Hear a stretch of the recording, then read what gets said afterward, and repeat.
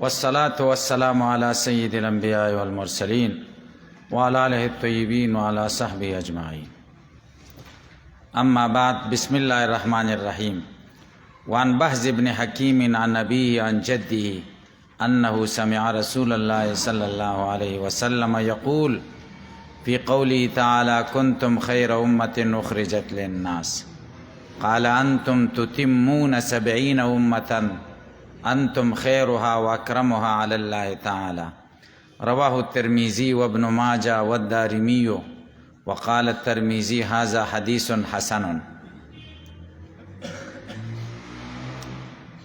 درود شریف ہے: اللهم صل على محمد وعلى آل محمد كما صليت على إبراهيم وعلى آل إبراهيم إنك حميد مجيد. اللهم بارك على محمد وعلى آل محمد كما باركت على إبراهيم وعلى آل إبراهيم إنك حميد مجيد. مشکات شریف کی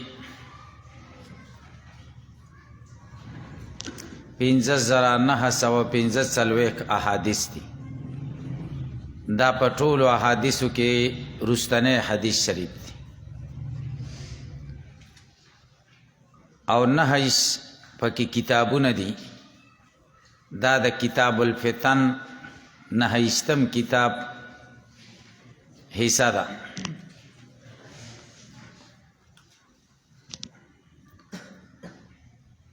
او 338 پکې فصلونه دي او 320 پکې بابونه دي. دا اخیرنه باب ده، باب ثواب هذه الامه. د دې امت د ثواب او د فضیلت بیان دی پکې. دې حدیث شریف کې یو 3 خبرو ته خیال کوئ. اول تحت لفظی ترجمه ده دې حدیث شریف. دویم د دې حدیث شریف دراوی حالات. دریم دې حدیث شریف کې کوم مسائل ته اشاره شوې ده. اول بحث د دې حدیث شریف تحت لفظی ترجمه. حضرت بهز ابن حکیم د خپل پلار نه روایت کوي او هغه د نیکه ددنه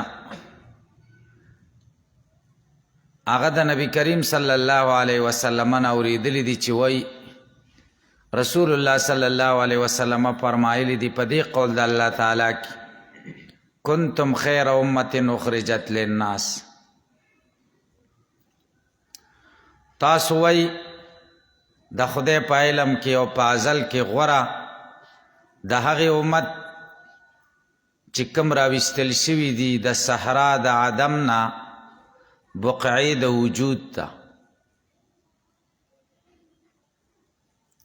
قال رسول الله صلی الله علیه وسلم او فرمایل د دې آیت په تفسیر کې: انتم تتمون 70 امه، تاسو پورا کوي او یا امتونه، یعنی تاسو نه مخکې یو کم او یو په تاسو او یا پورا شو.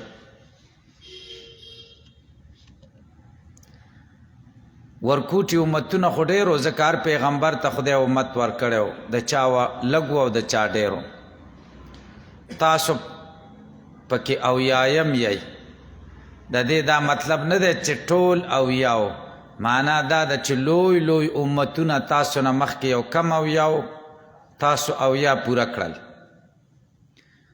انتم خیرها واکرمها علی الله تعالی، تاسو په دې اویاو امتونو کې غوره یی او ډېر معزز یی الله تعالی ته.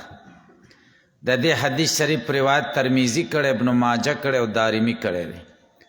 امام ترمذی فرمایلی دی: هذا حدیث حسن، دا حسن حدیث دی په مرتبه کې. دویم بحث د دې حدیث دراوی بیان. د دې حدیث راوی د بهز ابن حکیم ابن معاویه ابن حیدہ القشیری البصری.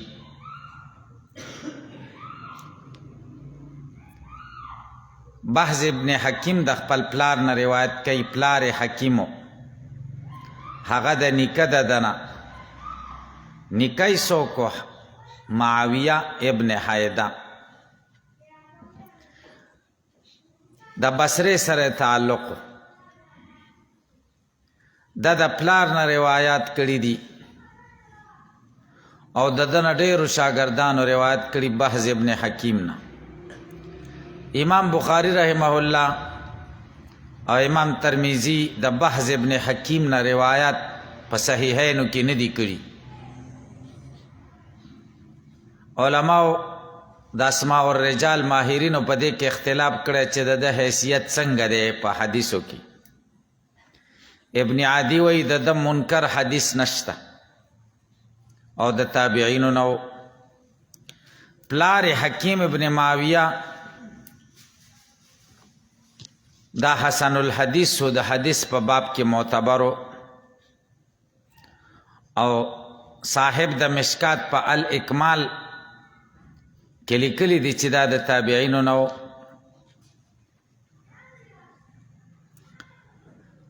دې سند باندې حدیث کې ډېره توجه پکاري ځکه د حدیث ذوب او د حدیث قوت دا بنا دی په سند باندې. که سند صحیح و مضبوط و حدیث به صحیح او که سند صحیح نو ضعیف و نو حدیث به ضعیف وي. حدیث ته متن وي او سند ته سند وي. سند بالغ لکه د ملا متن ملا د ملا ډډه په بالغ دي او د حدیث ډډه هم په سندي. چې د ملا نه بالغ لري شي سړی پریوزي غورځېږي. دقه شان چې د حدیث نه سند لري شي نو د حدیث وزن کم شي حیثیت یې کمزوری شي.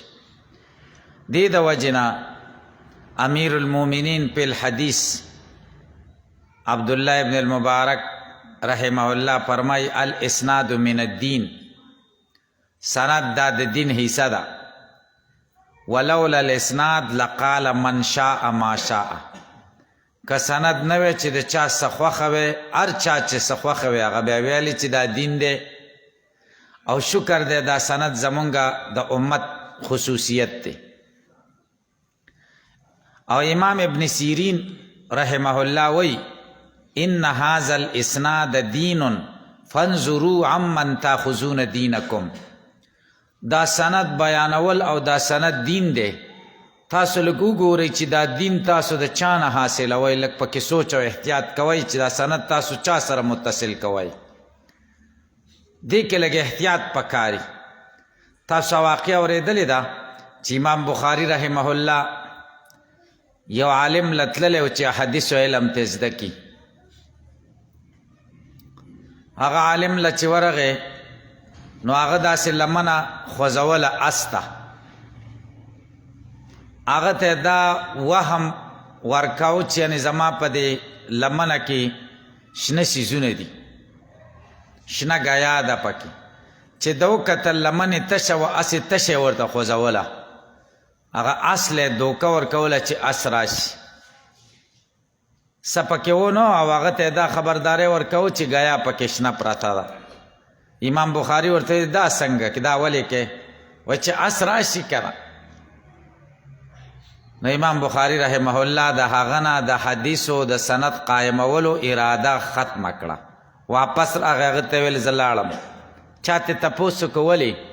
وایي دی په باب په دې معامله کې داسې احتیاط نه کوي نو د رسول الله صلی الله علیه وسلم په حدیثو کې به څنګه دی احتیاط وکړي.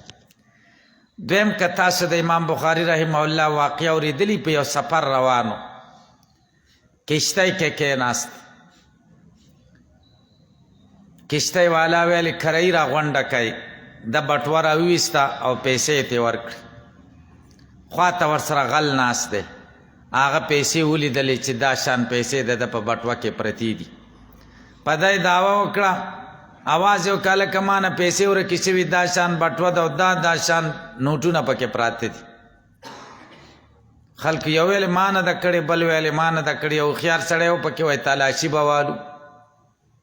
د خو لیدلې و نښې صحیح بیان کړې وه. امام بخاري پوه شو چې دا قصه خو ډېره ورانه ده. او اوس که دا پیسې ما سره ما خو کړي نه دي، خو خلک به خو نه وایي که نه چې دا دروغ کلي وران کړي. رښتیا چې راځي دروغو کلي وران کړي. نو بیا خو د مولا خبره څوک نه اوري چې داسې نه ده. نه به دی غلې غوندې بټوره ویسته او دریاب ته پټه ور واچوله په دې اوبو کې، پیسو هر څه نه ځان خلاص کړ. وروسته تلاشي وشوه، ده سره بټوه نه وه، هېچا سره نه وه. کشتۍ نه کوز شو نو غل ورپسې شه، ورته وایي چې رښتیا راته وایه بټوه دې څه کړه؟ وایي خو زه او ته پوهېږو چې ما خو ستا په دې پیسو دعوه کوله. امام بخاري رحمه الله ورته وایي ما سین له ور واچوله اوبو ته. ناغل ورته وایي ښه ولې دې واچوله؟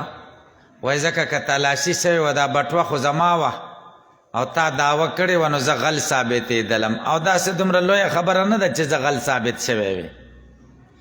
خو دا ده خو د رسول الله صلی الله علیه وسلم د حدیثو په روایت باندې به داغ لګېدلی وی، د علماو په لمنه به داغ لګېدلی وی. خلکو به ویلي چې مولا غلا وکړه په کشتۍ کې، او بیا به خلک په ما په حدیث د روایت په روایت حدیث کې به په ما څنګه اعتماد وکړي.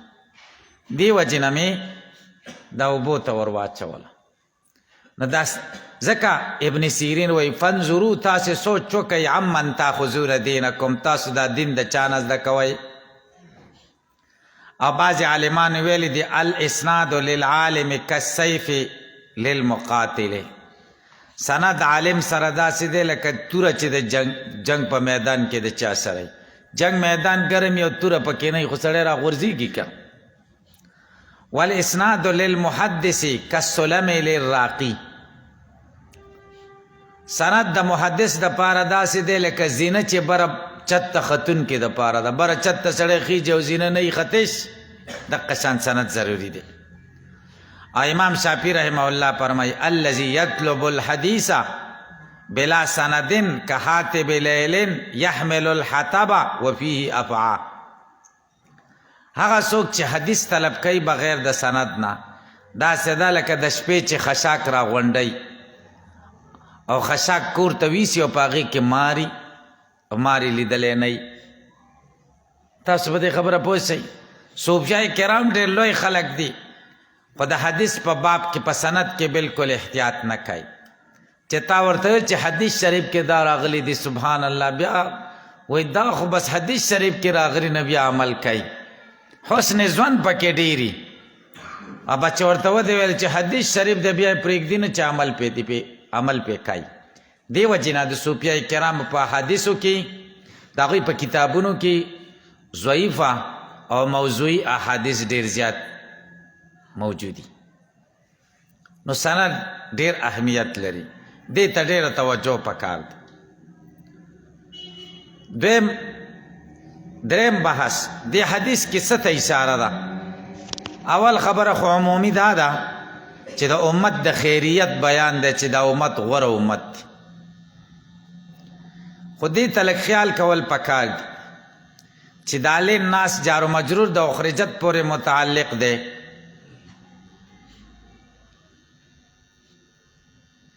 نو بیا به معنا داسې شي تاسې غوره د هغه امت یې کم چې خلکو ته ویستل شوي دي.